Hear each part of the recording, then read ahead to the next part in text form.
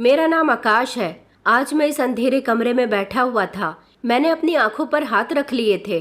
मुझे रोशनी की बहुत ज़रूरत थी, लेकिन रोशनी कहाँ से लाता। जो इंसान हमेशा मेरा ख्याल रखता था, हमेशा मेरी पसंद के बारे में सोचता था, मैंने खुद ही उससे दूरी बना ली थी। मैं अपने माता पिता का इकलौता बेटा था। मेरे पिताजी मेरे स्कूल के बाहर आइसक्रीम का ठेला लगाते थे। गर्मियों का मौसम था, उनकी आइसक्रीम अच्छी बिक रही थी। मेरे पिताजी ने मुझे पढ़ाने लिखाने के लिए, मेरी हर ख्वाहिश पूरी करने के लिए अपनी ज़िंदगी में बहुत सारे जतन किए थे। एक मैं था जो हमेशा उनसे उखड़ा उखड़ा रहता था, सिर्फ इस बात पर कि वो गरीबों की तरह दिखते हैं, गरीबों के जैसे ज़िंदगी गुजार रहे हैं, इतने मॉडर्न ज़माने में भी पुरानी सोच रखते हैं। हालांकि मेरी उम्र अभी इतनी नहीं थी, मुझे अपने पिता से बात करने में भी नफ़रत महसूस होती थी। मैं हाई स्कूल में पढ़ रहा था। जब मैं 8th क्लास में था, तब मेरा इस स्कूल में एडमिशन हुआ था जिसके बाहर मेरे पिताजी आइसक्रीम बेचते थे। अब मैं स्कूल से बाहर निकलने के बाद जब अपने पिताजी को तड़पती भड़कती गर्मी में आइसक्रीम बेचते हुए देखता तो मुझे उन पर बहुत गुस्सा आता था। मैंने कभी किसी को ये नहीं बताया था कि ये आइसक्रीम बेचने वाले आदमी मेरे पिता हैं। मुझे मेरे चाचा जी बहुत पसंद है। वो अमीर इंसान थे, उनके घर में किसी चीज़ की कोई कमी नहीं थी। चाचा जी हमेशा हमारे घर आते तो कहते थे कि तुम मेरे साथ शहर चलो, वहाँ शहर के स्कूल में तुम्हारा एडमिशन करवा दूंगा। मगर माँ और पिताजी कभी मुझे खुद से दूर जाने ही नहीं देते थे। एक दिन मेरा घर में बहुत बड़ा झगड़ा हुआ। अगले दिन माँ और पिताजी ने मेरा सामान पैक करके मुझे खुद ही चाचा जी के यहाँ भेज दिया। जब मैं वहाँ गया तो कुछ दिन तो सब कुछ बिल्कुल ठीक चलता रहा, लेकिन कुछ दिनों के बाद अचानक मुझे अपने माता पिता की याद आने लगी। मैं यहाँ पर पूरे 5 साल रहा। एक दिन अचानक मेरी माँ का फ़ोन आया कि बेटा, तुम्हारे पिताजी की आखिरी सांसें चल रही हैं, घर आ जाओ, वो अंतिम समय में तुमसे कुछ बात करना चाहते हैं। मैं जैसे ही घर आया तो मैंने देखा कि पिताजी हमारे घर की उस टूटी हुई खाट पर लेटे हुए थे जिस पर अक्सर वो लेटते थे, और मेरे लिए उन्होंने छोटा सा दीवान बनवाया हुआ था जिसमें मैं आराम से सोता था। मेरा वो दीवान अभी भी वैसा का वैसा ही मेरे कमरे में रखा हुआ था। इसका मतलब कि पिछले 5 साल से किसी ने मेरे सामान को इस्तेमाल नहीं किया था। पिताजी की हालत बहुत ख़राब थी, उनकी अंतिम सांसें चल रही थी। उनकी ऐसी कंडीशन देखकर मेरी आंखों में आंसू आ गए थे। मैं जैसे ही उनके बराबर में जाकर बैठा, पिताजी ने मेरे कान में एक ऐसी बात कही जिसे सुनकर मेरे पैरों तले से ज़मीन निकल गई थी। बस फिर जो मेरे आंसू निकलने शुरू हुए, रुकने का नाम ही नहीं ले रहे थे। मैं बचपन से ही अपने पिता को कोई ना कोई ऐसा काम करते हुए देख रहा था जिस पर मुझे हमेशा शर्मिंदगी महसूस होती थी। मेरे पिताजी और मेरे चाचा जी सिर्फ 2 ही भाई थे। चाचा जी शहर में रहते थे और हम लोग मिर्ज़ापुर के एक छोटे से गांव में रहते थे। मेरे पिताजी ने बचपन से ही मेहनत मजदूरी की थी, इसलिए अभी तक वो कामयाब नहीं हुए थे। जबकि मेरे चाचा जी हमेशा हर मामले में चालाक रहे थे। उनके वो दोनों ही बेटे लगभग मुझसे उम्र में छोटे थे। मैं अपने गांव में एक ऐसे स्कूल में पढ़ता था जहां गांव के सबसे ज़्यादा अमीर लोगों के बच्चे पढ़ते थे। शुरू से ही मेरे पिताजी ने मेरी परवरिश में कोई कमी नहीं छोड़ी थी। हम जिस गली में रहते थे वहां पर हमसे भी ज़्यादा गरीब लोग रहते थे। फिर भी मेरे पिताजी मेरे लिए सबसे अच्छे और महंगे कपड़े खरीद कर लाते थे। मैं अपनी माँ से जो चीज़ खाने के लिए कहता वो मुझे फ़ौरन बनाकर दिया करती थी। वो दोनों मिलकर हमेशा मेरा बहुत ख्याल रखते थे। उन्होंने बचपन से ही मेरा एडमिशन गांव के अच्छे और प्राइवेट स्कूल में करवाया था। फिर मेरी उम्र 7 साल हुई तो मुझे धीरे धीरे समझ आनी शुरू हो गई थी, क्योंकि मैं जिस स्कूल में पढ़ता था वहाँ कोई ज़मींदार का बेटा आता तो कोई सरपंच का बेटा होता तो कोई शहर में नौकरी करने वाले का बेटा होता। और मैं क्या था, मैं बचपन से लेकर अब तक अपने पिताजी को आइसक्रीम बेचते हुए ही देख रहा था। कभी मेहनत मजदूरी करते हुए देखता था तो कभी गांव के खेतों में खेती बाड़ी करते हुए देखता था। मैंने देखा कि मेरे चाचा जी जब हमारे घर आया करते थे तो बड़ी सी गाड़ी में बैठकर आते थे। वो जब जब हमारे घर आते थे शहर के महंगे खिलौने मेरे लिए लेकर आया करते थे, जबकि मेरे पिताजी ने भी मुझे कभी किसी चीज़ के लिए नहीं तरसाया था। फिर भी मुझे अपने स्कूल के बच्चों की ज़िंदगी और अपने चाचा के बच्चों की ज़िंदगी ज़्यादा अच्छी लगती थी। मेरे स्कूल में मौजूद बच्चों के पिता जब उनको लेने के लिए आते थे, कोई बाइक से आता तो कोई बड़ी गाड़ी से आता था या फिर किसी का नौकर उसे लेने के लिए आता था। मुझे ये सब देखकर बहुत अच्छा लगता था। मुझे तो घर पैदल ही जाना पड़ता था क्योंकि स्कूल से हमारा घर ज़्यादा दूर नहीं था, इसलिए बचपन से ही मैं पास के बच्चों के साथ ही घर चला आता था। मुझे मेरे माता या पिता में से कोई भी न स्कूल छोड़ने आता था और ना ही स्कूल से लेने आता था। मेरी ज़िंदगी सुकून से थी, मेरी हर ख्वाहिश पूरी हो रही थी। फिर भी मुझे दूसरे बच्चों की ज़िंदगी ज़्यादा अच्छी लगती थी। अक्सर बच्चे स्कूल में बातें किया करते थे कि मेरे पिता बिजनेसमैन हैं, मेरे पिता ज़मींदार हैं, मेरे पिता सरपंच हैं। उन लोगों की बातें सुनकर मुझे बहुत अच्छा लगता था, जबकि मुझे खुद पर शर्मिंदगी महसूस होती थी कि मेरे पिता क्या करते हैं। वो तो एक मामूली से इंसान है, गरीब इंसान है, मेहनत मजदूरी करने वाले इंसान है, और सबसे बढ़कर गर्मियों में आइसक्रीम का ठेला लगाते हैं। मैंने कभी अपने पिता के बारे में अपने दोस्तों को कुछ नहीं बताया था। फिर धीरे धीरे वक्त गुजरता गया, मैं जवान हो गया। जिस स्कूल में मैं पढ़ता था वो सिर्फ 8वीं कक्षा तक ही था। जब वो पूरा हो गया तो पिताजी ने मेरा एडमिशन दूसरे स्कूल में करवा दिया, जिस स्कूल के बाहर वो आइसक्रीम का ठेला लगाया करते थे। ये मिर्ज़ापुर का सबसे अच्छा और महंगा स्कूल था, जहाँ की फीस भी बाकी स्कूलों से महंगी थी। पिताजी कहते थे कि मैं तुम्हें खूब पढ़ाऊंगा, तुम्हारे सारे सपने पूरे करूंगा। इंटर स्कूल में कंप्लीट करने के बाद मैं तुम्हारा एडमिशन शहर की सबसे बड़ी यूनिवर्सिटी में करवाऊंगा। मैं पिताजी की बातें खामोशी से सुनता रहता था। माँ भी ढेर सारे सपने अपनी आंखों में सजाए बैठी थी। अभी तो फिलहाल मैं पढ़ाई कर रहा था। यहाँ मेरा 9th में एडमिशन हुआ था। मेरी पढ़ाई बहुत अच्छी चल रही थी। यहाँ के भी बहुत सारे अमीर अमीर लड़के मेरे दोस्त बन गए थे। इस स्कूल में आकर मुझे अपने ऊपर और ज़्यादा गर्व महसूस होता था। मैं पहले जिस स्कूल में पढ़ता था वहाँ भी हमेशा मेरे अच्छे नंबर आते थे, और यहाँ पर भी 9th कंप्लीट हो जाने के बाद मैं इस पूरे स्कूल में टॉप कर चुका था। जैसे जैसे मुझे पढ़ाई में तरक्की मिलती जा रही थी वैसे वैसे ही मुझ में घमंड आता जा रहा था। मुझे सिर्फ अपने दोस्त अच्छे लगते थे। मैं कभी भी अपने किसी भी दोस्त को अपने घर नहीं लेकर आया था। मैं नहीं चाहता था कि मेरे सारे दोस्तों को पता चले कि मैं इस छोटे से घर में रहता हूँ, तो मेरी काफ़ी बेइज्जती होगी। इस स्कूल में पढ़ते हुए मुझे लगभग 3 साल गुजर गए थे। अब मेरा फाइनल ईयर कंप्लीट होने वाला था। मैं इस पूरे स्कूल का टॉपर रहा था। इतने सालों में अभी तक मैंने अपने पिताजी से ढंग से बात नहीं की थी। मैं जब छोटा था तब अपने पिताजी से प्यार किया करता था, उनसे छोटी छोटी डिमांड्स किया करता था। लेकिन जैसे जैसे मैं बड़ा होता गया मुझे समझ बूझ आ गई, वैसे वैसे ही मैंने अपने पिताजी से दूरी बनानी शुरू कर दी थी। मुझे अपने पिताजी के फटे हुए कपड़ों से नफरत थी, इस छोटे से घर से नफरत थी, और अपने माता पिता के रहन सहन से नफरत थी। मैं चाहता था कि हम भी बड़े लोगों की तरह रहें, अपनी ज़िंदगी गुजारें, लेकिन ऐसा पॉसिबल नहीं था। अक्सर चाचा जी हमारे घर पर आते थे तो मेरे लिए बहुत सारे गिफ्ट्स लेकर आया करते थे। अब तो उनके दोनों बेटे जवान हो गए थे।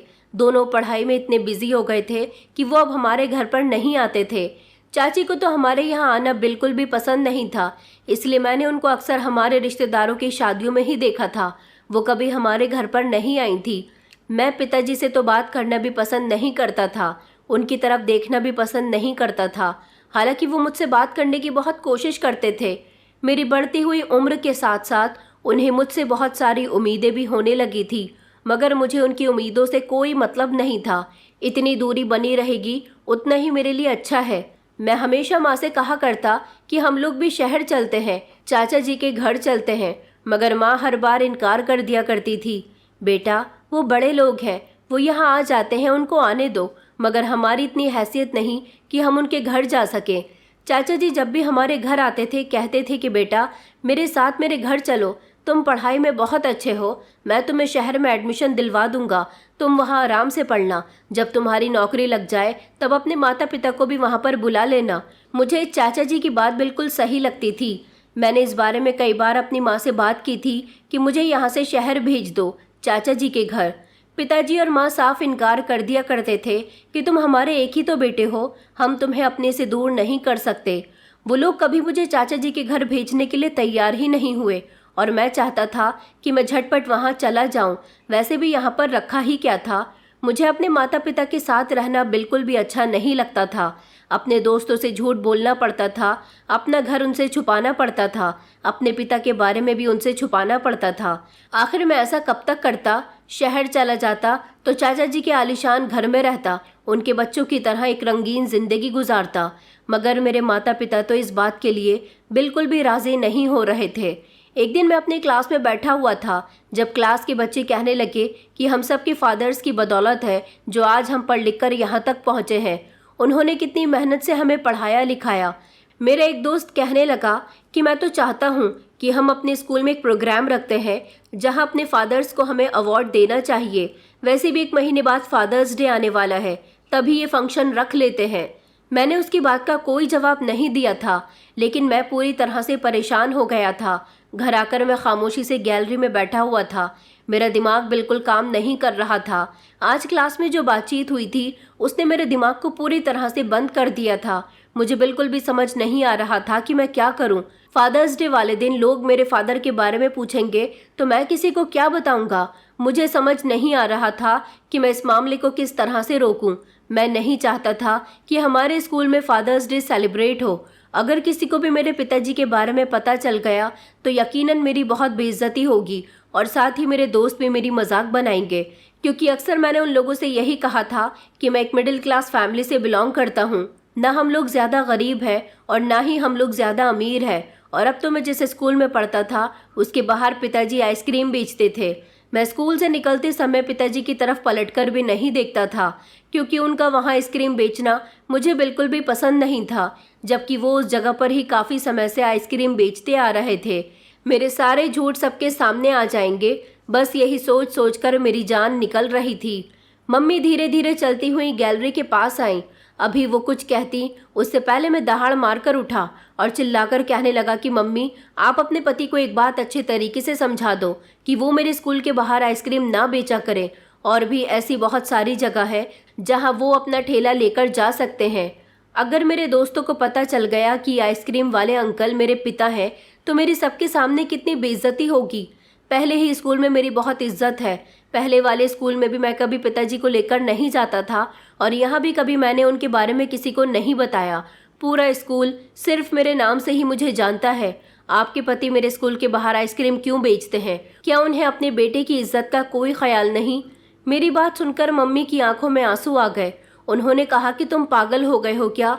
ये तुम किस तरह की बातें कर रहे हो? तुम्हें शर्म नहीं आती अपने पिता के बारे में ऐसी बातें करते हुए? तुम्हारे पिताजी एक ज़माने से उस स्कूल के बाहर आइसक्रीम बेचते हैं और तुम्हें तो वहाँ पढ़ते हुए लगभग 4 साल हुए हैं, और तुम लोगों से अपने पिता की पहचान क्यों छुपा रहे हो? अरे तुम्हें तो गर्व से अपने पिता के बारे में सबको बताना चाहिए। मैंने कहा कि नहीं, बस जितना उन्हें वहाँ खड़े होकर आइसक्रीम बेचनी थी उन्होंने बेच ली। अपने पति से कह देना अगर उन्हें अपने बेटे की इज्जत का ख्याल है तो वहाँ से हटकर आइसक्रीम बेचा करें। आपके पति ने तो मेरी इज्जत खराब करने का फैसला कर लिया है। आपको पता है कि मुझे सबके सामने कितनी शर्मिंदगी महसूस होती है। स्कूल से बाहर निकलते हुए मैं आपके आगे हाथ जोड़ता हूँ, उनको समझा देना कि वो आइंदा ऐसा ना करें। काफ़ी समय से सोच रहा हूँ कि आपसे इस बारे में बात करूँ, लेकिन मैं मजबूर था। काफ़ी समय से इस बात को दबाता आ रहा था, मगर अब मुझसे अपने दोस्तों से और झूठ नहीं बोला जाता। मैं इससे पहले कुछ कहता, मेरी मम्मी ने मेरे गाल पर एक ज़ोरदार तमाचा मारते हुए कहा, ये मेरा पति क्या होता है? वो तुम्हारे पिताजी हैं। तुमसे अपने पिताजी का नाम तमीज़ से नहीं लिया जाता। वो सारा दिन तुम्हारे लिए धूप में मेहनत मजदूरी करते हैं ताकि तुम्हारी ज़िंदगी में आराम आ सके, तो तुम अच्छे कपड़े पहन सको, अच्छा खाना खा सको, तुम अच्छी शिक्षा हासिल कर सको। आज जब तुम इस काबिल हो गए हो तो अपने पिता को पिता कहते हुए तुम्हें शर्म आ रही है। मुझे तो हैरानी इस बात पर है कि तुमने कभी अपने दोस्तों को अपने पिता के बारे में नहीं बताया। अरे पिता तो वो इंसान होता है जो अपनी औलाद के लिए किसी भी परेशानी से लड़ जाता है, और तुम इस पिता की तारीफ करते हुए झिझक रहे हो। तुम्हें शर्म नहीं आती? तुम सिर्फ पढ़ाई में अच्छे हो, बाकी क्या इज्जत है तुम्हारी? और ये इज्जत भी तुम्हें अपने पिता से मिली है, और ये कामयाबी भी, जो दिन रात धूप में खड़े होकर आइसक्रीम बेचता है।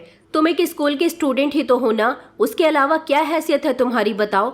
मम्मी की बातें सुनकर मैं खामोश हो गया था। मेरा बस नहीं चल रहा था कि मैं अपनी मम्मी को भी खरी खोटी सुना देता, लेकिन मैं खामोश रहा था। मगर मुझसे अब वहाँ रुका नहीं जा रहा था। मैं गुस्से में चुपचाप घर से निकल आया था। हालांकि मुझे अपने एग्ज़ाम्स की तैयारी भी करनी थी, लेकिन आज क्लास में जो बातचीत हुई थी उसने मेरा खून जलाकर रख दिया था। आज सारे स्टूडेंट और टीचर्स एक साथ बैठकर फादर्स डे मनाने की प्लानिंग कर रहे थे। टीचर्स का कहना था कि सारे बच्चे अपने अपने फादर को स्कूल लेकर आएंगे। बच्चे कहने लगे कि जी, हम खुद भी अपने फादर को बेहतरीन फील करवाना चाहते हैं, जबकि टीचर भी कुछ यही चाह रहे थे। और मैं स्कूल का टॉपर था, मैं इस बात को नज़रअंदाज कर रहा था। मेरी बात सबसे ज़्यादा स्पेशल थी। मुझे सबसे ज़्यादा अहमियत दी जाती थी। यही वजह थी कि मैं हद से ज़्यादा परेशान हो गया था। मैं जानता था कि फादर्स डे वाले दिन सब लोग सबसे पहले मुझे ही मेरे पिता को स्टेज पर लाने के लिए कहेंगे। भला मैं कैसे उन्हें अपने स्कूल ले जा सकता हूँ। सबने उनका चेहरा देख रखा था, मगर किसी को ये नहीं पता था कि वो मेरे पिताजी हैं। हर कोई उन्हें आइसक्रीम वाले अंकल के नाम से जानता था। अगर मैं उन्हें स्टेज पर ले जाकर खड़ा कर दूंगा तो मेरी क्या इज्जत रह जाएगी। यही बात मेरा दिल जला रही थी। काफ़ी देर तक मैं घर के बाहर ही बैठा रहा, इस बारे में सोचता रहा था और फिर थक हार कर जब घर वापस आ गया था, क्योंकि मुझे अपने एग्ज़ाम्स की फ़िक्र हो रही थी। मुझे उसकी तैयारी भी तो करनी थी। काफ़ी देर तक घर के बाहर इधर उधर टहलने के बाद मैं घर पहुंचा तो पिताजी अपना ठेला अंदर खड़ा कर रहे थे। मैंने उन्हें एक नज़र देखा और कमरे में जाने लगा था। काफ़ी समय से मैं उनसे कोई बात भी नहीं कर रहा था। मैं अंदर जा रहा था जब उन्होंने मुझे आवाज़ लगाई। मैंने पलटकर उनकी तरफ देखा तो लम्हा भर के लिए मेरे दिल में कुछ हुआ था। उनका पूरा शरीर पसीने से भीगा हुआ था, माथे पर पसीने के कतरे थे, बाल बिखरे हुए थे। मुझे अपनी सोच और बातों पर थोड़ी देर के लिए शर्मिंदगी महसूस होने लगी थी, लेकिन मैंने फ़ौरन ही अपनी शर्मिंदगी को दूर कर दिया। वो मुझे देखते हुए कहने लगे थे कि बेटा, ये पैसे रख लो। कुछ दिन पहले तुम अपनी मम्मी से कह रहे थे कि तुम्हें कुछ किताबें खरीदनी है, जब मेरे पास पैसे नहीं थे, मगर अब मैंने तुम्हारे लिए पैसे इकट्ठे कर लिए हैं। तुम अपनी किताब ले आना। उनके हाथ में मौजूद पैसे देखकर मुझे एक बार फिर से गुस्सा आया था, क्योंकि ये 500 या 2000 के नोट नहीं थे, बल्कि 20 रुपये, 10 रुपये, 5 रुपये और 50-50 के नोट थे। ऐसा लग रहा था जैसे कि सारे के सारे चिल्लर हों। मैंने खामोशी से पैसों को अपने हाथ में ले लिया था। मुझे किताबें तो खरीदनी थीं, इसलिए फ़िलहाल मैंने गुस्सा नहीं किया था। वो मुझे देखते देखते आगे कहने लगे थे कि बेटा, आगे भी कुछ चाहिए क्या? जो भी चाहिए मुझे बता देना। मैं जल्द से जल्द पैसों का इंतज़ाम करके कोशिश कर लूँगा और तुम्हें जो भी चाहिए वो चीज़ तुम्हें दिलवा दूँगा। जबकि मैं बिना कोई बात किए अपने कमरे में आ गया था। अंदाज से सब झलक रहा था कि वो मेरे साथ कुछ और देर बातचीत करना चाहते हैं, लेकिन मेरा दिल उनके साथ बात करने को बिल्कुल भी नहीं कर रहा था। उनकी कंडीशन इतनी ख़राब हो रही थी कि जब तक वो नहा नहीं लेते मुझसे उनके पास बिल्कुल भी नहीं बैठा जाता। कुछ देर के बाद मम्मी कमरे में दाखिल हुई थी और मुझे देखते हुए गुस्से से कहने लगी कि तुम्हारे पिताजी तुमसे बात करना चाहते हैं, इसलिए तुमसे सवाल पूछ रहे थे और तुम उन्हें दो टुक जवाब देकर कमरे के अंदर आ गए। तुम्हें शर्म आनी चाहिए आकाश। तुम क्यों इस तरह की हरकतें कर रहे हो अपने पिता के साथ? तुम अपने घर में अपने पिता से बात नहीं करते। मुझे लगता था कि शायद तुम बड़े हो रहे हो और तुम बहुत ही शांत बिहेवियर के इंसान होते जा रहे हो, इसलिए तुम बात नहीं करते। मगर मुझे क्या पता था कि तुम तो अपने पिता के लिए अपने दिल में नफरत लिए बैठे हो। तुम ऐसी हरकतें क्यों कर रहे हो कि तुम अपने ही पिता की नज़रों में गिर जाओ? मैंने मम्मी की तरफ देखते हुए दबी आवाज़ में कहा था कि मेरा मुंह मत खुलवाओ आप। मैंने आपसे जो कहा है बस वो बात पिताजी तक पहुंचा देना, और ख़बरदार जो आइंदा मैंने उन्हें अपने स्कूल के आसपास आइसक्रीम का ठेला लेकर भटकते हुए भी देखा तो। आपको पता है, अगर स्कूल में किसी एक इंसान को भी ये बात पता चल गई कि टॉपर आकाश के पिता आइसक्रीम बेचते हैं तो मेरी क्या इज्जत रह जाएगी। सब लोग मेरी मजाक बनाएंगे। वैसे ही मेरे काफ़ी सारे दुश्मन हैं। बस एक इंसान को ये बात पता चल जाए, फिर देखो कि बात कैसे आग की तरह स्कूल में फैलती है। मैं आपके आगे हाथ जोड़ता हूँ मम्मी, मेरी कुछ तो इज्जत का ख्याल कर लो। जबकि मम्मी मुझे देखते हुए कहने लगी थी कि डरो मत। उस दिन से जब तुम्हारे पिता इस दुनिया में नहीं होंगे और तुम सड़कों पर भीख मांगोगे और किसी दिन तुम्हें हकीकत पता चल गई ना एक आइसक्रीम बेचने वाले इंसान की, तब तुम्हें एहसास होगा कि तुम कितने गलत थे। तुम किस इंसान को अपना दुश्मन बना रहे थे। इतना कहकर मम्मी कमरे से बाहर चली गई थी। उनकी आंखों में आंसू थे। जबकि मैंने हैरान होकर मम्मी की बात सुनी थी, वो ये क्या कह कर गई थी। उनकी बात मेरी समझ से बाहर थी, लेकिन कुछ तो था जो उनकी आंखों के अंदाज में था। उनकी आंखें कुछ बताना चाहती थी, लेकिन शायद किसी ने उन्हें मना किया हुआ था। मैं काफ़ी देर तक यही सोचता रहा था, फिर अपना सर झटककर खामोशी से अपनी पढ़ाई में बिजी हो गया था। मैं बेवजह की सोच अपने दिमाग में डालकर अपने दिमाग को ख़राब नहीं करना चाहता था। वक्त धीरे धीरे गुजरता जा रहा था। अगली सुबह के सूरज की रोशनी चारों तरफ फैल गई थी। मैं सुबह जागा तो पिताजी अपना ठेला तैयार कर रहे थे, मगर मैं उनसे पहले निकल गया था। एक लम्हे के लिए मन कर रहा था कि उनको बोल दूं कि आज मेरे स्कूल के आसपास बिल्कुल भी दिखाई मत देना, लेकिन मुझ में इतनी हिम्मत नहीं थी कि मैं पिताजी के सामने इस तरह की बात कर सकूं। हाँ, मैं मम्मी को तो सब कुछ बोल सकता था, उनसे लड़ सकता था, मगर मैं पिताजी के सामने कुछ नहीं कहता था। वो मेरे पिता थे, इस बात का एहसास मुझे अच्छी तरह से था। रास्ता पार करते हुए मेरी आंखें लम्हा भर के लिए भीग चुकी थी। काश मेरे पिताजी भी पढ़े लिखे इंसान होते, अमीर होते, वो भी किसी बड़ी कंपनी में काम करते, जिस तरह बाकी सारे स्टूडेंट्स के पिता करते हैं। काश मैं भी एक अमीर पिता का बेटा होता। बार बार मेरे दिल में यही बात आ जाती थी और मैं लगातार खुद को भटकाने की कोशिश कर रहा था, जो एक ऐसी बात सोच रहा था जो बिल्कुल भी पॉसिबल नहीं थी। सारे रास्ते यही सोचते हुए मैं स्कूल पहुंच गया था। सारे स्टूडेंट अंदर जा रहे थे। मैं अपनी क्लास में पहुंचा तो वहां पर फादर्स डे के बारे में ही प्लानिंग चल रही थी। मैं काफ़ी परेशान हो रहा था। मुझे ये सब बिल्कुल भी ठीक नहीं लग रहा था। मेरे पिताजी के बारे में मुझसे सबने पूछा था, मगर मैं पिताजी को लेकर नहीं जाता। तब भी स्कूल के लोग मेरे पिताजी की फ़ोटो मांगते जो स्क्रीन पर चलती, और यही बात मुझे बहुत ज़्यादा मुश्किल में डाल रही थी। अभी मैं अपनी जगह पर बैठा ही था जब क्लास का मॉनिटर मेरे पास आया था और मुझे देखते हुए कहने लगा कि देखो आकाश, क्लास का मॉनिटर तो मैं हूँ, लेकिन तुम भी जानते हो कि सारी तैयारियाँ तुम्हारे हाथ में है। मैंने सारे स्टूडेंट के नाम लिख दिए हैं, बाकी तुम अपने हिसाब से तैयारियाँ देख लो। टीचर ने कहा था कि तुम्हें हर चीज़ में आगे से आगे रहना है। तुम्हारे पिताजी को एक अवार्ड भी दिया जाएगा, इसलिए तुम अपने तरीके से सब चीज़ संभाल लेना। मैंने फ़िलहाल तो अपना सर हाँ में हिला दिया था। मैं बात को आगे और नहीं बढ़ाना चाहता था। मुझे पता था कि ऐसा तो होना ही है, और यही चीज़ मुझे सच में बहुत परेशान कर गई थी। सारा दिन इसी कन्फ्यूज़न में गुजर गया था। जो भी टीचर आ रहे थे, मुझे कोई ना कोई चीज़ ऐड करने के लिए बोल रहे थे, जबकि मैं उन सब के मुताबिक काम कर रहा था। कुछ देर के बाद छुट्टी का वक्त आने को हुआ तो मैं जानता था कि अब सारे बच्चे मेरे पिताजी के ठेले पर जाकर उनसे आइसक्रीम खरीद कर खाएंगे और यहीं से मुझे बचकर निकलना है, मगर आज शायद ये मुमकिन नहीं था। मैं जैसे ही क्लास से बाहर निकला, मेरे दोस्तों ने मुझे पकड़ लिया और सब मुझे देखते हुए कहने लगे कि कुछ दिन के बाद फादर्स डे है, सब तुम्हारे पिता को देखना चाहते हैं, तो आज हम सब तुमसे आइसक्रीम की ट्रीट लेना चाहते हैं। उन लोगों की बात सुनकर मेरी सांस रुक गई थी। मैं उन लोगों को देखते हुए कहने लगा कि नहीं यार, मैं अभी जा रहा हूँ, मुझे देर हो रही है, घर पर मम्मी इंतज़ार कर रही होंगी, तुम लोग खाओ, मैं फिर कभी खा लूँगा। मगर वो सब मुझे ज़बरदस्ती पिताजी के ठेले पर ले आए थे। उन्हें देखकर मैंने नज़र चुराई थी और बहुत धीरे से सबके लिए आइसक्रीम मांगी थी। पिताजी मुझे अपने ठेले पर देखकर काफ़ी खुश हुए थे। उनकी खुशी छुपाए से नहीं छुप रही थी। ये बात मेरे साथ के लड़कों ने भी महसूस की थी। एक दो ने तो उनसे पूछ भी लिया था कि अंकल, आप क्यों मुस्कुरा रहे हो, जबकि वो खामोश रहे थे। लेकिन इस सवाल पर मेरा दिल इतना बेचैन हो गया था कि मैं शब्दों में बयान नहीं कर सकता था। अगर पिताजी के मुंह से ये बात निकल जाती कि मैं अपने बेटे के आने पर खुश हूँ, तो मेरी क्या इज्जत रह जाती। मेरा पूरा शरीर एक लम्हे के लिए जैसे कांप उठा था। सबके लिए आइसक्रीम लेने के बाद मैंने जैसे ही पैसे पिताजी की तरफ बढ़ाए तो उन्होंने इशारे से मुझे मना कर दिया था, लेकिन मैं जानबूझकर वो पैसे रख आया था, क्योंकि अगर वहाँ ज़रा भी किसी को शक हो जाता तो मेरे लिए बहुत मुश्किल हो जाती। मैं किस किस को समझाता, किस किस को जवाब देता। मैं जानता था कि पिताजी घर आने के बाद मुझसे इस बारे में बात ज़रूर करेंगे, लेकिन फ़िलहाल मैंने अपनी जान बचा ली थी। सब आइसक्रीम खाते हुए घर की तरफ रवाना हो रहे थे। हर किसी के मुंह पर फादर्स डे के बारे में ही बातें चल रही थी। इनविटेशन कार्ड तैयार किए जा रहे थे जो हर स्टूडेंट के घर भेजे जाने वाले थे।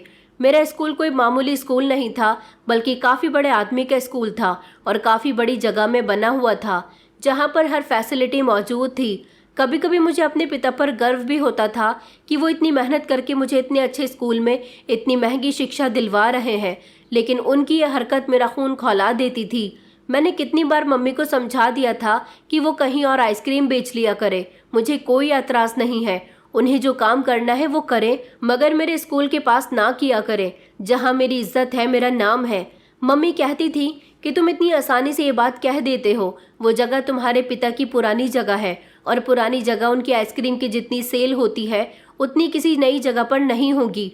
मम्मी को कभी ये बात समझ नहीं आई थी। वो तो बस अपनी यही बात कहकर मेरी बात को दबा दिया करती थी। रोज़ की तरह वो दिन भी गुजर गया था। शाम 6 बजे के करीब पिताजी जब घर आए तो मैं अपने कमरे में पढ़ाई कर रहा था। मुझे उनके आने का एहसास हो चुका था, लेकिन मैंने बाहर जाना बिल्कुल भी ठीक नहीं समझा था। कुछ लम्हे इसी तरह से गुजर गए थे जब अचानक पिताजी ने मुझे आवाज़ देकर बुलाया था। मेरा मन कर रहा था कि मैं उन्हें मना कर दूं कि मैं अभी नहीं आ रहा, मुझे अपनी पढ़ाई पूरी करनी है। लेकिन वो मेरे पिताजी थे, इसलिए मैं चुपचाप बाहर आ गया था।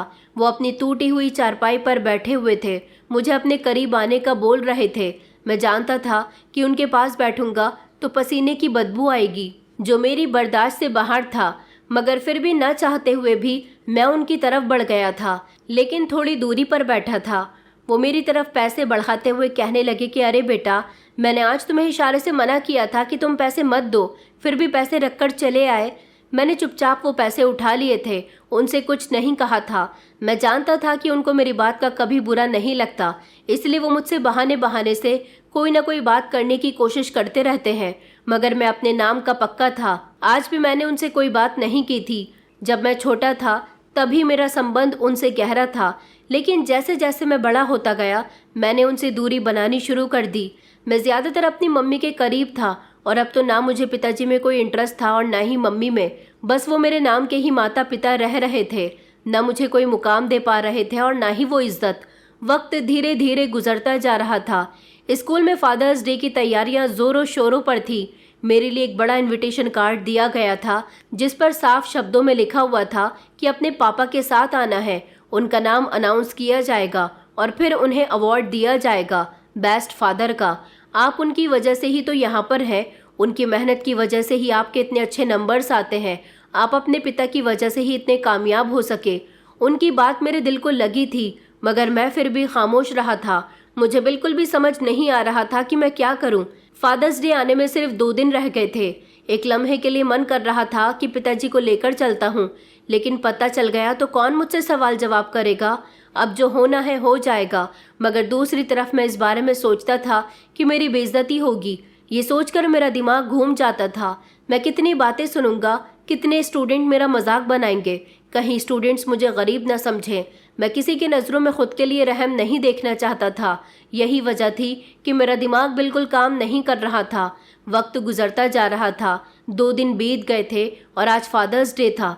मुझे पता था कि ब्रेक टाइम के बाद फंक्शन शुरू किया जाएगा। मैं कमरे से बाहर आया तो पिताजी अपना ठेला साफ कर रहे थे।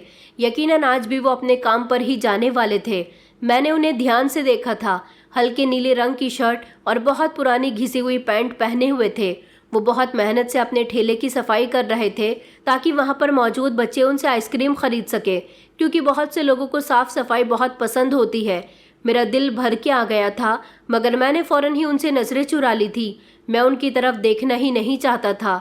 दिल अजीब सी कंडीशन का शिकार हो रहा था। मैं स्कूल की तरफ अकेले ही रवाना हो गया था।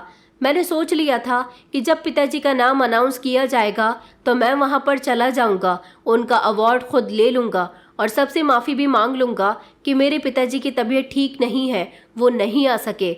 मेरा दिल बहुत घबराया हुआ था, हाथ पैर कांप रहे थे। अपनी इज्जत रखने के लिए मुझे ये सब करना ही था। वक्त गुजरता जा रहा था और ब्रेक के बाद सारे इंतज़ाम पूरे हो गए थे। मुझे सबसे पहले लाइन में बिठा दिया गया था। मेरे बैठते ही सर ने मुझसे मेरे पिताजी के बारे में जिक्र किया था। फिलहाल मैं खामोश रहा था और उन्हें कोई जवाब नहीं दिया। धीरे धीरे पूरा हॉल भरना शुरू हो गया था और कुछ देर के बाद सारे स्टूडेंट्स के पिता हॉल में जमा हो गए थे। तालियों के साथ फंक्शन शुरू कर दिया गया था।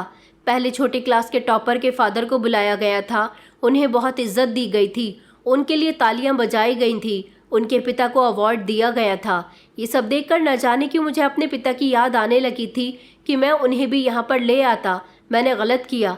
पता चलता तो चल जाता, इसमें कौन सी गलत बात है। वो मेहनत से कमाते हैं।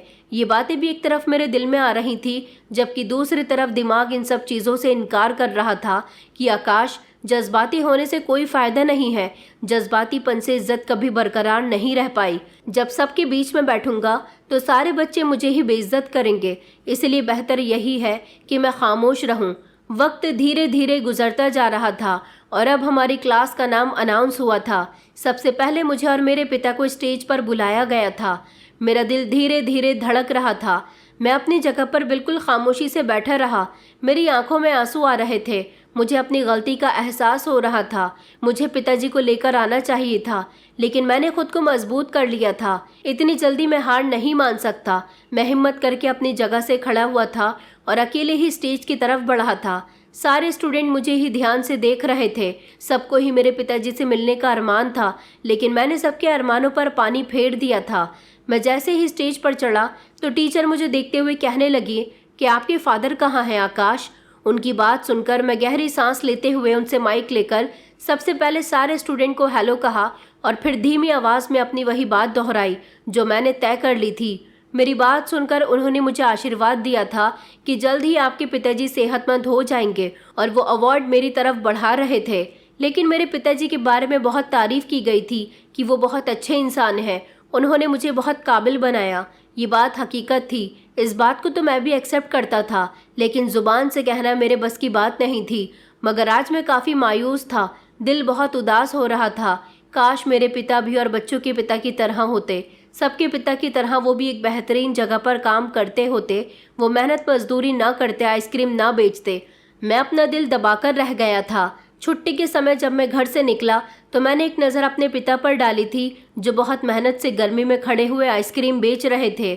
मैं अपना सर झटककर घर पहुंच गया था, लेकिन घर जाते ही जो खबर मुझे दी गई थी वो सुनकर मैं अपनी जगह पर हैरान रह गया था। मुझे सच में इस बात पर यकीन नहीं आ रहा था कि पिताजी इतना बड़ा फैसला मेरे बारे में कैसे कर सकते हैं, क्योंकि मुझे तो यही लगता था कि वो लोग मुझसे बहुत प्यार करते हैं और मुझे खुद से दूर करने के बारे में सोच भी नहीं सकते। मैं घर पहुंचा तो मेरे चाचा जी आए हुए थे। मम्मी ने मेरा सामान पैक करके एक तरफ रख दिया था। उनकी आंखों में आंसू थे। उन्होंने मेरी तरफ देखते हुए कहा कि बेटा, तुम हमेशा से ही यही चाहते थे ना कि तुम अपने चाचा के घर चले जाओ, उनके बच्चों जैसी शानदार जिंदगी गुजारो। तो मैं और तुम्हारे पिताजी ने फैसला किया है कि तुम आज और अभी इसी समय अपने चाचा जी के साथ उनके घर रहने के लिए जा रहे हो। वैसे भी तुम्हारा इंटर कंप्लीट हो गया और तुम्हारी परीक्षा का सेंटर भी उनके ही शहर में पड़ेगा, इसलिए तुम वहीं से परीक्षा दे देना और तुम्हारे चाचा जी तुम्हारा वहाँ अच्छी यूनिवर्सिटी में एडमिशन करवा देंगे। हम तुम्हारे चाचा जी को सारा खर्चा भेज देंगे। जब तक तुम्हारी पढ़ाई चलेगी तुम अपने चाचा जी के घर पर ही रहोगे। ये बात सुनकर तो मुझे खुश होना चाहिए था, क्योंकि मैं बचपन से यही चाहता था, लेकिन अब मुझे इस बात का अफसोस क्यों हो रहा था। मम्मी ने कहा कि अगर तुम्हें कोई और सामान चाहिए हो तो मुझे बता देना, मैं वो भी बांध दूंगी। मेरा दिल बुरी तरह से धड़कने लगा था। वो मुझे देखते हुए कहने लगी कि तुम्हें बहुत शर्म आती है ना अपने पिता के कारोबार से, उनकी मेहनत से, उनकी लगन से। इसलिए मैंने और तुम्हारे पिता ने फैसला किया है कि तुम अपने चाचा जी के साथ दूसरे शहर में रहोगे। पता है, जिंदगी में सबसे ज़्यादा एहसास तुम्हारे पिताजी को आज हुआ जब उन्हें दूसरे बच्चों के मुंह से पता चला कि स्कूल में फादर्स डे सेलिब्रेट हो रहा है। सारे बच्चे अपने पिता को लेकर जा रहे हैं, मगर तुमने झूठे मुंह को भी अपने पिता से नहीं कहा कि वो तुम्हारे साथ स्कूल चले, क्योंकि तुम चाहते ही नहीं कि तुम्हारे पिता दूसरों के सामने आए, लोगों को पता चले कि ये आइसक्रीम बेचने वाला इंसान तुम्हारा पिता है। यही वजह है कि आज तुम्हारे पिता ने तुम्हारे लिए ये फैसला किया है। यही तुम्हारे लिए बेहतरीन फैसला है और तुम भी तो ऐसा ही चाहते हो। हमने हमेशा तुम्हारे लिए वही किया जो तुम्हें पसंद आया, जो तुम्हारे लिए अच्छा हुआ, तो अब भी हम तुम्हारे लिए वैसा ही कर रहे हैं। उनकी बात सुनकर मैं अपनी जगह पर खामोश खड़ा हो गया था, क्योंकि मेरे लिए अब सच में ये बात बर्दाश्त से बाहर थी। ये बात सही थी, मुझे अपने पिता का नाम पसंद नहीं था, लेकिन मैं अपनी फैमिली को छोड़ना नहीं चाहता था। मैं कुछ कहता इससे पहले ही मम्मी कहने लगी कि तुम्हें कोई एतराज़ तो नहीं है, जबकि मैं कुछ देर के लिए खामोश रहा था। एक तरफ दिल में डर था कि पिताजी के बारे में अगर यहाँ किसी को पता चल गया तो मेरी क्या इज्जत रह जाएगी। दूसरी तरफ डर ये था कि मैं अपनी फैमिली से दूर हो जाऊंगा। अब ये लोग मेरे लिए ऐसा फैसला कर चुके थे तो मुझे इस बात से कोई एतराज़ नहीं था। मैंने मम्मी से कहा मैं जाने के लिए तैयार हूँ और चुपचाप कमरे में आकर बैठ गया था। सामान को चेक करने लगा था। अगर सच में कुछ रह गया है तो मैं वो भी रख लूँगा। थोड़ी देर ही गुजरी थी जब पिताजी भी घर वापस आ गए थे। वो अपने ठेले को लेकर घर में दाखिल हो रहे थे। उन्हें देखकर मैं एक लम्हे के लिए चौंक गया था। उनकी आंखों में आंसू थे, चेहरा घबराया हुआ था। यकीनन वो मेरे जाने के फैसले पर खुश नहीं थे, मगर मैं कुछ नहीं बोला था। कुछ देर बाद ही चाचा जी कहने लगे कि चलो बेटा, अब हमें चलना चाहिए। मैं जाने के लिए तो तैयार हो गया था, लेकिन मेरा इरादा पिताजी से गले लगने का था। मैं उनके करीब हुआ तो उन्होंने चेहरा फेर लिया। मेरे दिल को कुछ हुआ था। कुछ देर के लिए ऐसा लगा जैसे किसी ने मेरे मुंह पर थप्पड़ मार दिया हो। मैं एक बार उनके सीने से लगना चाहता था। न जाने अब मेरी वापसी कब होगी, मगर उन्होंने मुझे मोहलत ही नहीं दी थी। वो खामोशी से रास्ते से हटकर कमरे के अंदर चले गए थे। मेरी आंखों में आंसू आने लगे थे, दिल बुरी तरह से धड़क रहा था। मम्मी आगे बढ़ी थी, उन्होंने मुझे प्यार किया था, कहने लगी कि ख्याल रखना अपना, वहाँ से तो तुम बहुत नाम और इज्जत कमा कर आओगे, वहाँ तो तुम्हें अपने पिता के नाम का भी कोई डर नहीं होगा। जबकि मैंने उनसे एक नज़र भरकर कहा था कि मम्मी मुझे पिताजी से मिलना है। उन्होंने मुझे उनसे मिलने के लिए साफ इनकार कर दिया था कि वो तुमसे मिलना नहीं चाहते बेटा, उन्होंने साफ मना कर दिया है। वो मुझसे पहले ही कह चुके हैं कि अगर मेरी मौजूदगी मेरे बेटे को बुरी लगती है तो मैं उससे खुद को खुशी खुशी दूर कर दूंगा। तुम जाओ यहाँ से और अपना ख्याल रखना। ये कहकर वो भी नहीं रुकी थी और वापस कमरे के अंदर चली गई थी, जबकि मेरी नज़र अपने माता पिता को ढूंढ रही थी। मैं चाचा जी के साथ उनकी बड़ी सी गाड़ी में बैठकर शहर आ गया था। उनका घर बहुत आलीशान था। जैसे ही मैं घर के अंदर दाखिल हुआ तो चाचा जी के दोनों बेटों ने मुझे गले से लगा लिया। वो मुझे देखकर खुश हुए थे। चाची ने जब मुझे देखा तो मुंह सिकोड़ कर रह गईं, जैसे उनको मेरा इस घर में आना बिल्कुल भी पसंद नहीं आया हो। फिर मेरी ज़िंदगी यहीं चाचा जी के घर पर ही गुजरने लगी। 1 महीना गुजर गया था। मेरे एग्ज़ाम्स का समय आ गया था। मेरा एग्ज़ाम सेंटर चाचा जी के शहर में ही पड़ा था। मैं यहीं से अपनी इंटर की परीक्षा दे रहा था। पढ़ाई में भी खूब मन लग रहा था, लेकिन कहीं ना कहीं मुझे अपने माता पिता की याद आया करती थी। मेरी फ़ोन पर बात मम्मी से तो हो जाती थी, लेकिन पिताजी मुझसे बात नहीं करते थे। मेरा उनसे बात करने का, उनकी आवाज़ सुनने का बहुत मन कर रहा था। मैंने कई बार मम्मी से कहा भी था कि मेरी पिताजी से बात करवा दो। मम्मी ने कहा कि नहीं बेटा, वो तुमसे बात नहीं करना चाहते, तुम सिर्फ अपनी पढ़ाई पर ध्यान दो। यहाँ चाचा जी अच्छे थे, उनके बच्चे अच्छे थे, लेकिन चाची बिल्कुल भी अच्छी नहीं थी। उन्हें अपनी दौलत पर बहुत घमंड था।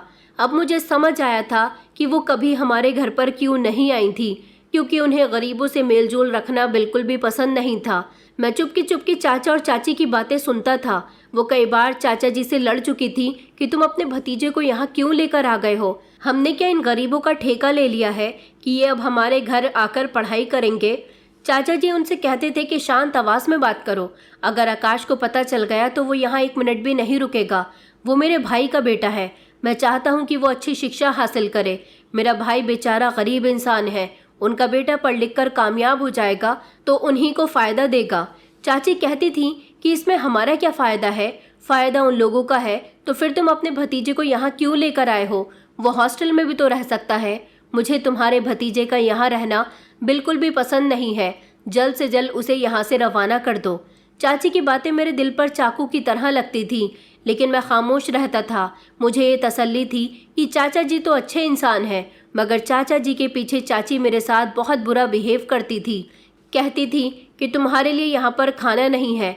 चाचा जी सारा दिन ऑफिस में होते थे, उनके बच्चे पढ़ने के लिए चले जाते थे। मैं जब दोपहर के समय घर में मौजूद होता था तो चाची मुझे खाना देती ही नहीं थी। बस चाचा जी के सामने ही मुझे जो कुछ खाने को मिल जाता था वो मैं खा लिया करता था। अब मुझे याद आ रहा था कि जब मैं अपने माता पिता के पास था तो मेरी मम्मी मुझे कितना अच्छा अच्छा खाना बनाकर दिया करती थी। उन्होंने कभी मुझे भूखा नहीं सोने दिया था, उन्होंने कभी मुझे खाली पेट पढ़ाई करने नहीं दी थी। लेकिन अब तो यहाँ सिर्फ चाचा जी की मौजूदगी में ही मुझे कुछ खाने को मिल जाता था। चाची बात बात पर मुझे जलील किया करती थी। मन तो करता था कि उनको खरी खोटी सुनाऊं, लेकिन फिर सोचता था कि मैं उनके ही घर में रह रहा हूं तो उनको जवाब कैसे दे सकता हूं। यहाँ के हालात बहुत ख़राब थे। घर बहुत बड़ा था, लेकिन इस बड़े से घर में 1 मिनट के लिए भी वो सुकून नहीं था जो मेरे उस छोटे से घर में हुआ करता था। एक दिन तो चाची जी ने हद ही पार कर दी थी। वो न जाने मुझसे कौन से जन्म का बदला ले रही थी। एक दिन उन्होंने खुद ही अपने पर्स से पैसे गायब कर दिए और इल्ज़ाम मुझ पर लगा दिया कि मैंने चुराए हैं। वो फालतू का हंगामा कर रही थी। वो चाहती थी कि मैं अपने चाचा जी की नज़रों में गिर जाऊं और चाचा जी मुझे मेरे घर पहुंचा दें, मगर मुझे पूरा यकीन था कि मेरे चाचा जी मुझ पर विश्वास ज़रूर करेंगे। मेरा विश्वास भी उस दिन चाचा जी के ऊपर से उठ गया था जब उन्होंने अपनी पत्नी की बात पर विश्वास किया था। मेरी बात पर उन्हें कोई यकीन नहीं हुआ। मैं हैरान हुआ था कि चाचा जी कैसे ये सोच सकते हैं कि मैं उनकी पत्नी के पर्स से पैसे चुरा सकता हूँ। चाचा जी ने जब चाची जी के कहने पर मेरे कपड़ों की तलाशी ली तो उनमें से पैसे निकाले थे। चाची ने कहा कि यही मेरे पैसे हैं, लेकिन वो तो मेरे पैसे थे जो मैं अपने घर से यहाँ लेकर आया था, जो मुझे पिताजी ने दिए थे। चाचा जी ने मुझसे कुछ कहा तो नहीं था, लेकिन उनकी नज़रों का बर्ताव बदल गया था। उन्होंने उस दिन के बाद से मुझसे बात करना बहुत कम कर दिया था। मैं समझ गया था कि अब इस घर में मेरी कोई हैसियत नहीं है, मुझे अपने घर वापस चले जाना चाहिए। लेकिन मैं अपनी पढ़ाई, अपनी परीक्षा बीच में छोड़कर कैसे जा सकता था। मम्मी से बात भी मामूली सी होती थी, वो मुझसे ज़्यादा बात नहीं करती थी, बस मेरी पढ़ाई के बारे में पूछती थी। कभी कभी मन करता कि उनको सब कुछ बता दूं और कहूं कि मुझे आप लोगों के पास आना है, मगर मेरी हिम्मत ही नहीं होती थी। वक्त गुजरता जा रहा था। देखते ही देखते मुझे यहाँ रहते हुए पूरा 1 साल हो गया था। इस दौरान मैंने एक बार भी अपने पिताजी से कोई बात नहीं की थी, न उनका चेहरा देखा था। मेरा दिल अंदर ही अंदर खोखला होता जा रहा था। वो हर महीने मेरे लिए मेरी ज़रूरत के मुताबिक पैसे मेरे अकाउंट में डलवा दिया करते थे, ताकि मैं अपने खर्चे खुद पूरे कर सकूं और अपनी शिक्षा पर भी पैसे लगा सकूं। मैं सिर्फ चाचा जी के घर में रह रहा था, लेकिन मेरी पढ़ाई का सारा खर्चा अभी भी मेरे पिता की कमाई से ही चल रहा था। मेरा यूनिवर्सिटी में एडमिशन भी हो गया था। मेरे पिता दूर होते हुए भी मेरे लिए इतना कुछ कर रहे थे। यही वजह थी कि मुझे उनसे बात करने की बहुत तलब हो रही थी।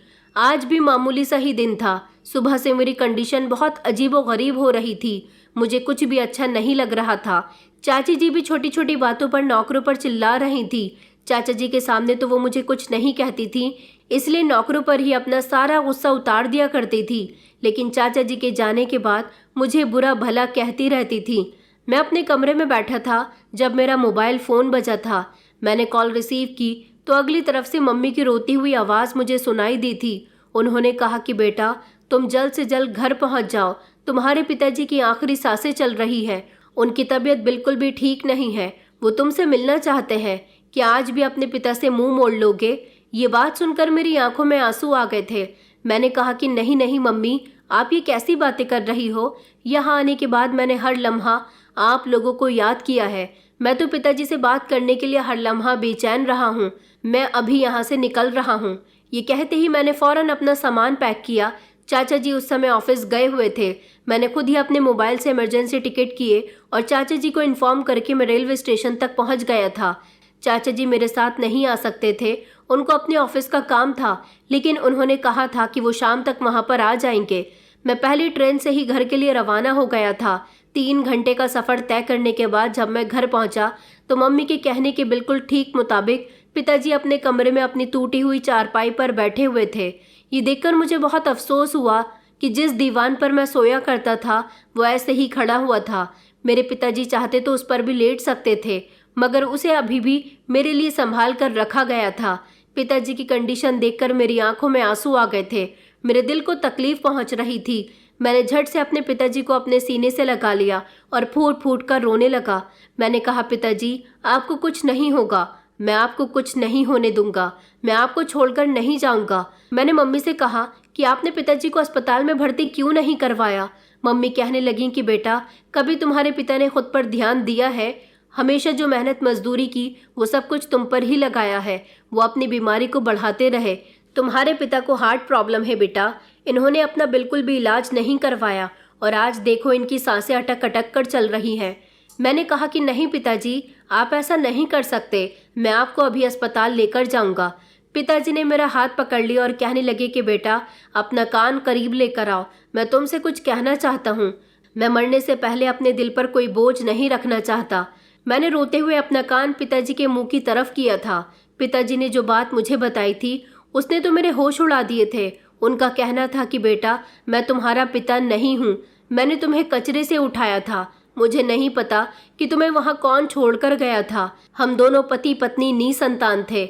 मैं तुम्हें घर ले आया और हमने तुम्हारी परवरिश बिल्कुल ऐसी की जैसे तुम हमारी सगी औलाद हो। मैंने तुम्हारे लिए अपने हिसाब से वो सब कुछ किया, लेकिन शायद वो नहीं कर सका जो तुम चाहते थे बेटा। अब तुम बेफिक्र रहना, अगर मैं मर भी गया तो तुम्हें कोई अफसोस नहीं होगा, क्योंकि तुम मेरी सगी औलाद नहीं हो। ये बात सुनकर मेरे पैरों तले से ज़मीन निकल गई थी। मेरा शरीर पत्थर का बन चुका था। इतना कहते ही मेरे पिताजी को एक ज़ोरदार हिचकी आई थी और उन्होंने अपनी आंखें फाड़ ली थीं।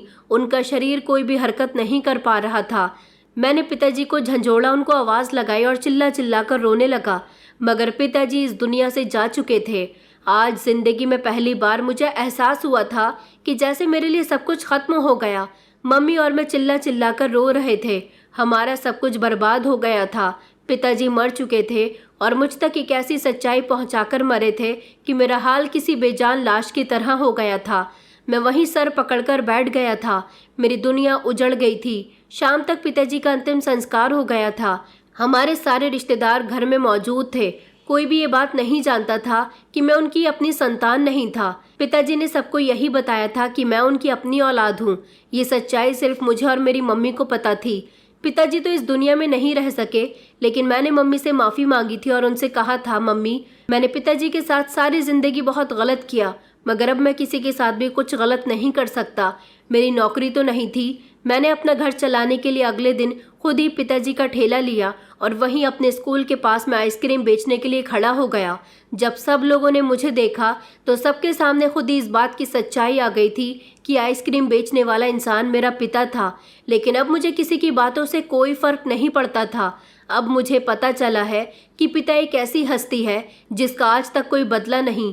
उसके जैसा कोई नहीं होता। दुनिया में बहुत से लोग आपके लिए खड़े होंगे, लेकिन पिता जैसा कोई भी नहीं है। पिता ही हमारा असल रखवाला होता है। दोस्तों, उम्मीद करती हूँ आपको हमारी कहानी पसंद आई होगी। कहानी पसंद आई है तो वीडियो को लाइक करें, चैनल पर नए हैं तो चैनल को सब्सक्राइब करें और हाँ, नोटिफिकेशन बेल को ज़रूर दबाएं ताकि अगली अपडेट सबसे पहले आपको मिले।